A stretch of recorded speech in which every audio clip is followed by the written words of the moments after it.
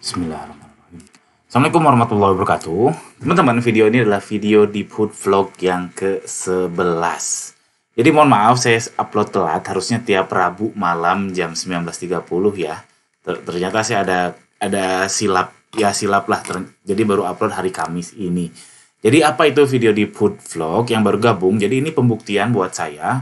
Saya kan sering nulis di blog, di YouTube tentang tips di Shopee, tips jualan online, tips bisnis dan lain sebagainya. Saya bikin brand baru namanya Deep Hood dan saya upload vlognya tiap minggu di channel YouTube saya ini. Jadi buat seller-seller yang baru itu enak banget bisa napak tilas ke belakang apa saja yang sudah saya lakukan dan sampai di titik ini. Di titik ini alhamdulillah sudah star seller, penjualan lumayan stabil, minimal 1 lah sehari itu udah lumayan banget. Oke, jadi ikutin tiap Rabu malam jam 19.30 insya Allah. Mudah-mudahan gak kelewat lagi. Oke, video ini judulnya adalah saatnya naikkan harga.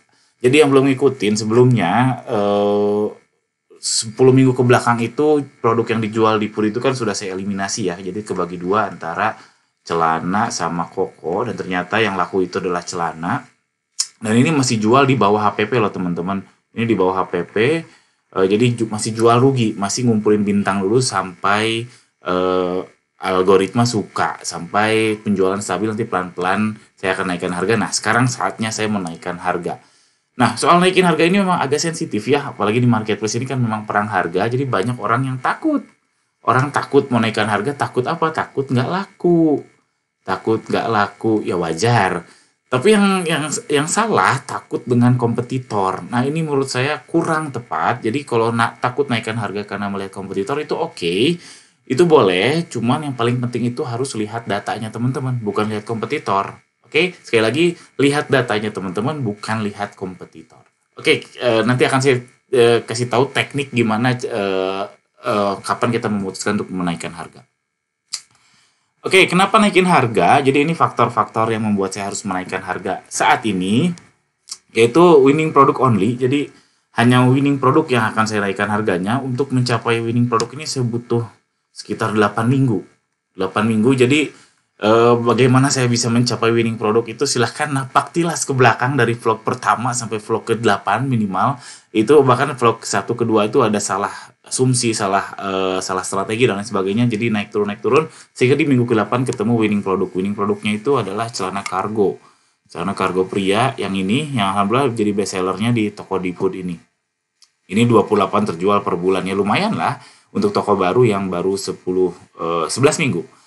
Lalu kenapa saya naikin? Karena lead time produksi. Jadi untuk nyetok 24 pieces saya butuh waktu 2 minggu.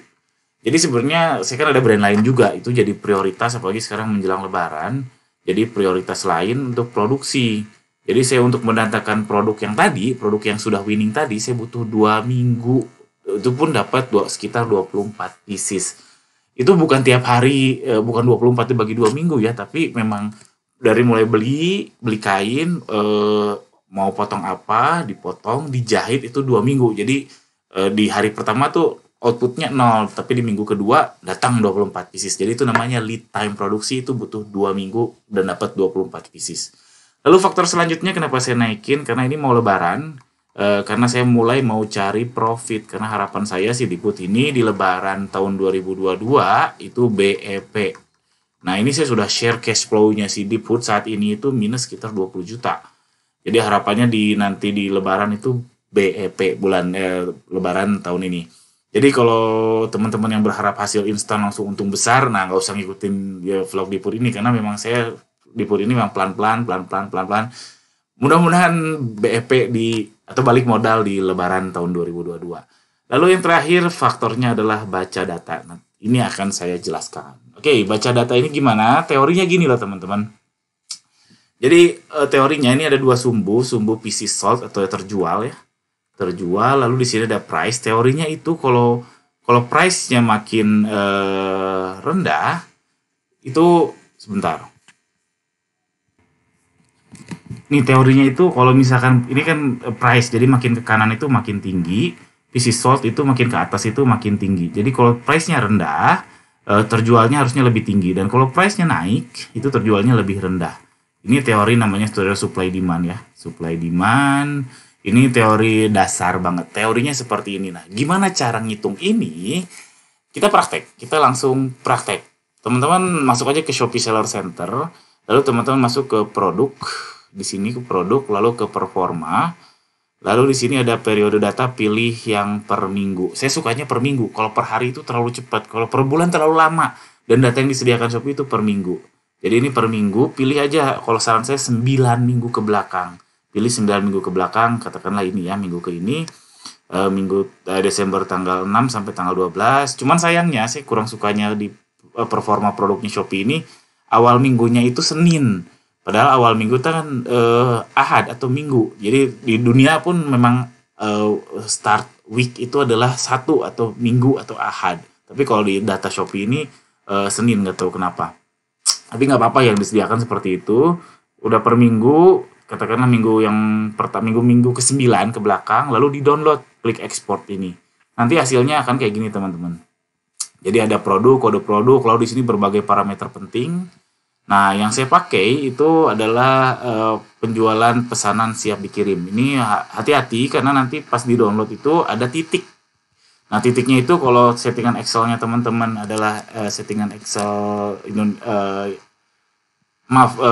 bukan settingan Excel ya. Jadi dia akan store as text atau sebagai teks dan ada titik. Jadinya kalau di copy paste ke Google Sheet itu atau ke file lain, jadinya nanti 370.000 ini jadi 377. Jadi hati-hati, di klik dulu si pesanan siap dikirimnya, lalu klik Ctrl H, lalu replace titik dengan nothing atau dengan tidak apa-apa. Jadi nanti akan terhapus semua titiknya, itu hati-hati. Oke, ini download semua 9 minggu lalu dikumpulkan menjadi satu data. Saya sudah melakukannya. Dikumpulkan menjadi satu data. Udah saya kumpulkan jadinya seperti ini. Nah, hati-hati yang tadi yang pesanan siap dikirim itu, karena itu penting, karena itu menunjukkan omset kita atau terjualnya si barang. Lalu nanti dikumpulkan dan dibikin time seriesnya. Nah, keluarlah data seperti ini, tanggal startnya tanggal segini, tanggal endnya segini per minggu. Ini weekly ya. Ini saya generate berapa data ya. Ini 11 minggu ke belakang. Ini lalu saya generate data penjualan siap dikirimnya per minggunya, lalu produk tersiap dikirimnya berapa piece per minggunya, lalu pengunjungnya berapa, lalu conversion rate-nya berapa. Saya bikin per minggu. Lalu saya bagi penjualan siap dikirim sama dengan produk, dibagi dengan produk pesanan siap dikirim, hasilnya adalah average product price. Jadi kalau yang average product price ini harus dihitung, nggak langsung dapet. Nah udah gitu saya plot data kayak gini. Jadi ini adalah harga yang ke kanan, yang ke atas ini adalah pieces sold-nya alias produk siap dikirimnya. Ternyata data saya itu seperti ini. Padahal teorinya kan kalau misalkan harga makin rendah, pieces sold-nya semakin banyak ya. Kalau harga makin tinggi, piece terjualnya makin dikit. Ternyata data saya nggak gitu. Nah ternyata data saya makin mahal malah makin banyak terjualnya. Berarti ada yang salah, karena memang naturalnya itu makin murah makin banyak.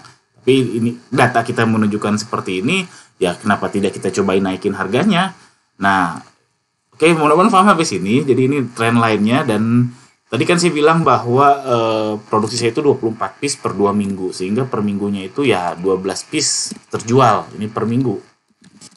Per minggu 12 piece terjual. Jadi saya bikin forecast aja langsung di sini, target sold-nya 12 piece per minggu.